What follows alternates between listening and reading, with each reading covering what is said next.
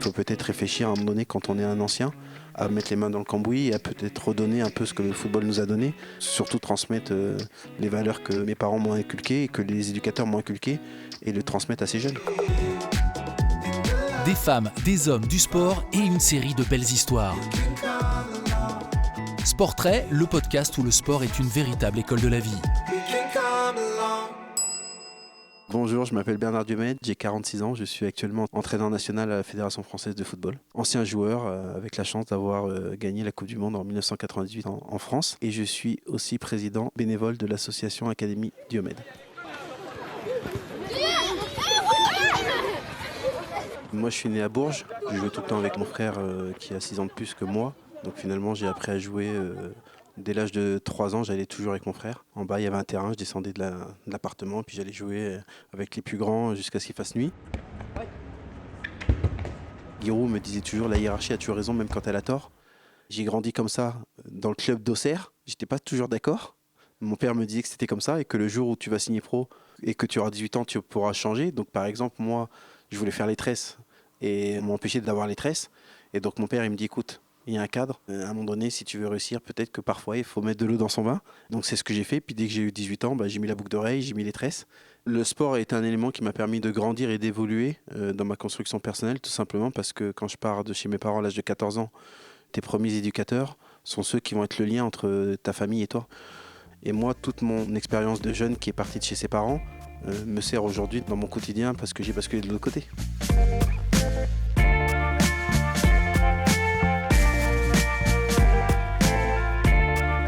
Quand tu es jeune, le sport te permet d'exprimer des choses. Donc certains vont exprimer des choses par la colère, d'autres vont l'exprimer par la passion. Chacun va pouvoir libérer des émotions. Moi, je pense que j'étais quelqu'un qui avait un objectif et qui lâchait pas son objectif. Donc quand j'étais attaquant et que je voulais dribbler mon défenseur, j'avais une proie, si on peut dire ça comme ça, et j'allais jusqu'au bout. Donc j'étais quelqu'un de tenace. Gaucher, c'est toujours une différence parce que t'as pas beaucoup de gauchers dans une équipe. Ça va avec la créativité. Quand tu es créatif sur le terrain, ça veut dire que tu es différent, ça veut dire que tu as du caractère.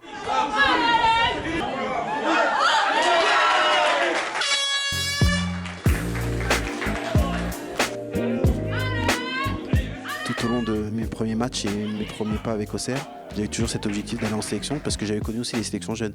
Et puis au mois de janvier, le jour de mon anniversaire, Giroud m'annonce que Aimé Jacquet va me sélectionner pour le fameux match du 28 janvier au Stade de France avec l'inauguration contre l'Espagne. J'ai toujours été motivé, mais remobilisé avec l'objectif de se dire c'est bien, tu y es pour l'inauguration au Stade de France, mais ça serait bien d'y être pour le premier match au mois de juin pendant la Coupe du Monde. Et j'ai atteint mon objectif.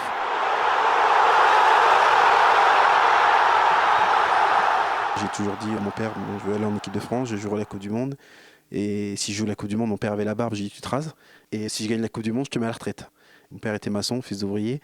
Donc finalement, j'ai atteint mes objectifs à la fois privés et professionnels, de réaliser cette Coupe du Monde et de la gagner avec l'équipe. Donc ça lui a permis de partir 2 ans avant la retraite. Et il s'est rasé la barbe.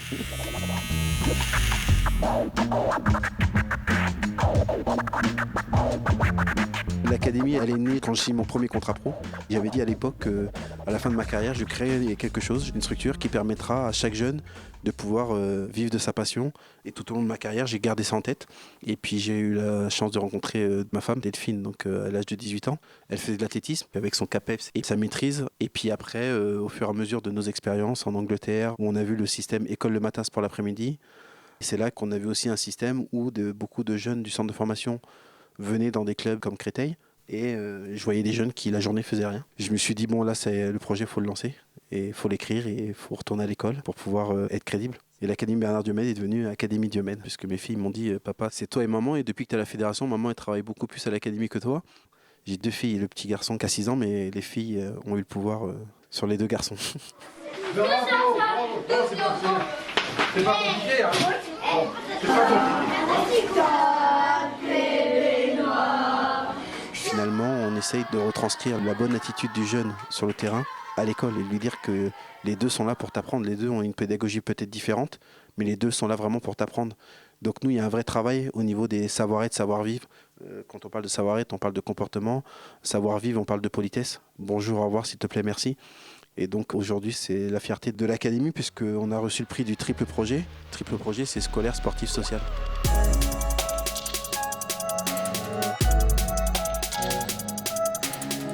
En 2015, il y a eu la possibilité de rentrer à la fédération. Donc le président Noël Le Graët m'a dit ce que tu fais avec ton association, c'est bien. Tu es dans les valeurs, tu es dans les jeunes. Tu as un parcours différent puisque tu as connu toutes les sélections jeunes. Ton profil, on n'en a pas. Donc ça serait bien d'avoir Bernard Diomède à la Fédération française de football et à la DTN. Et donc je suis arrivé en 2015 en tant qu'entraîneur national. Donc un entraîneur national, il a 3 missions. Les sélections, les formations. C'est accompagner les futurs directeurs de centres de formation ou les futurs entraîneurs des équipes U17, U18, U19, U20 de clubs. Et les détections. Donc détecter les jeunes talents, comme à l'époque Bernard Diomède a pu l'être, qui sont dans leur région. À la ligne du milieu déjà, plus vite. Rentre à l'intérieur. T'as pas le ballon là. J'ai connu des jeunes qui, jusqu'à 18 ans, étaient les meilleurs jeunes de leur catégorie. Puis après, ils n'ont pas réussi, ils n'ont pas signé professionnel. Donc, sans vouloir leur rappeler tout le temps, je suis aussi là pour dire attention, comme un grand frère, comme un père, sans être dans la morale, parce que eux, ta carrière, ils ne la connaissent pas et ils n'en ont rien à faire. Donc, c'est juste être expert et crédible quand tu es sur le terrain avec eux. Le diplôme, parfois, peut avoir une importance, mais ton expérience aussi. Encore une fois, c'est une génération 2.0, mais qui est la même que nous. Sauf qu'aujourd'hui, il y a plus de médiatisation, il y a plus d'argent. C'est ces 2 paramètres-là qu'il faut réussir à mettre de côté pour leur parler de la même manière. On travaillait dur pour arriver jusque-là, les mecs. On n'a pas le droit de lâcher maintenant, c'est pour nous. Et moi, je disais souvent qu'à l'époque, à la Coupe du Monde, j'avais 24 ans et j'étais entre 2 générations. J'étais en club avec Laurent Blanc. Donc j'étais avec la génération ancienne qui te mettait le cadre, mais j'étais aussi avec la nouvelle génération, Henry, Trezeguet, Vieira. Donc pour moi, c'est important de savoir quand tu as un groupe, comment ton groupe y vit. Et si tu ne prends pas en compte la problématique des jeunes, leur fonctionnement, tu peux aller à l'échec. Donc moi, je suis très vigilant à ça. Donc je connais un peu leurs problématiques où l'école, ils la mettent un peu de côté et qu'eux, ils sont avec un seul objectif d'être professionnels. Ce soir, c'est moi. Bernard Diomède, champion du monde, pour eux, c'est les parents. Ils n'en ont rien à faire. Et quand je suis arrivé sur cette génération-là, eux, la seule chose qu'ils ont vue, c'était de dire vous êtes comme nous, je sais pourquoi, vous avez des tresses. Moi, ça ne me serait jamais venu à l'esprit de dire ça à un entraîneur à l'époque. Mais ça veut dire qu'à un moment donné, tu dois être alerté par rapport à ce qu'ils te disent. C'est aussi une manière de dire c'est un entraîneur qui va comprendre ce qu'on fait, qui va comprendre ce qu'on dit. Et c'est à toi de trouver le juste équilibre pour leur dire je vois ce que tu veux dire, mais sache que je suis un entraîneur qui a son diplôme. Donc la légitimité, je l'ai par le diplôme. La crédibilité, je l'ai par l'expérience et l'expertise. Donc pour moi, c'est déjà la base, elle est là. C'est le dialogue, avoir un échange. Par contre, c'est pas parce qu'il y a un dialogue qu'il n'y a pas un respect du staff.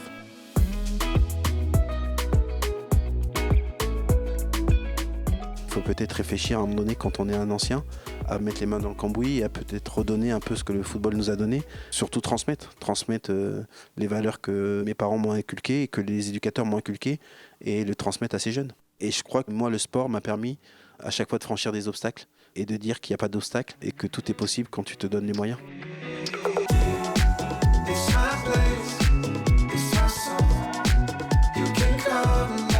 Retrouvez l'intégralité de la série Sport 13 sur vos plateformes de podcast préférées et sur Le Sport comme école de la vie, le web magazine de Crédit Agricole. Si cet épisode vous a plu, n'hésitez pas à lui attribuer 5 étoiles, à le partager et à vous abonner à la série de podcasts.